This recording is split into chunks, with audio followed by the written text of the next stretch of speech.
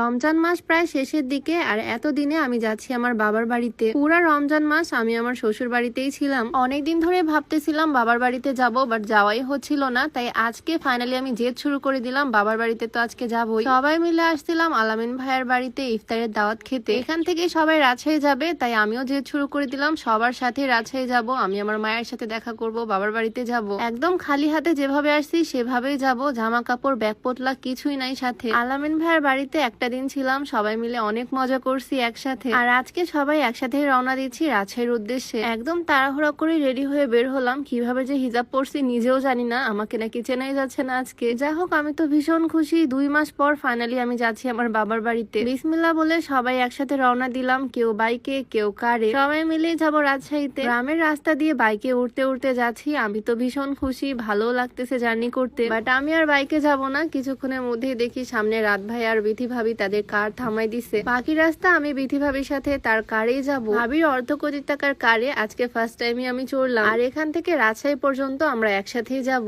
আর ওরা 2 ভাই বাইকে করে যাবে আমাদের পিছে পিছে। এক্সাইটমেন্ট যেন আরো বেড়ে গেল। আর বিসমিল্লাহ বলে দুইজনে রওনা দিয়ে দিলাম রাজশাহীর উদ্দেশ্যে। ভাবির লাক্সারিয়াস কারে এই প্রথমবার আমার রাইড। বেশ ভালো লাগতেছে, মনে হচ্ছে তো একদম উড়তে উড়তে যাচ্ছি। আর এদিকে আমার হাজবেন্ড আর রাত ভাইয়া আমাদের সামনে সামনেই যাচ্ছে। কিছুক্ষণের মধ্যে নাটোর পার হয়ে গেলাম, বাট এইবার আমরা নাটোরে নামবো না। ওই যে বললাম বাবার বাড়িতে যাচ্ছি, সেই জন্য আরো বেশি এক্সাইটেড আমি। ভাবি কিন্তু বেশ ভালো কার ড্রাইভ করে, আমি আগে জানতাম না। দুজন মিলে সারা রাস্তা গল্প করতে করতেই চলে আসলাম রাজশাহীতে। রাজশাহীতে পৌঁছানোর পর ভাইয়া ভাবি অনেক করে বললো আজকে সবাই একসাথে ইফতার করব, আজকে একসাথে থাকি। বাট আমার তো আর মন টেকে না, আমি এখন যাব আমার মায়ের কাছে। কতক্ষণ ধরে ওয়েট করতেছি। তো ভাইয়া ভাবিকে বিদায় দিয়ে আমি আমার হাজবেন্ডের বাইকে চড়ে এখন যাচ্ছি আমার মায়ের বাড়িতে। প্রায় 2 মাস পর আজকে যাচ্ছি।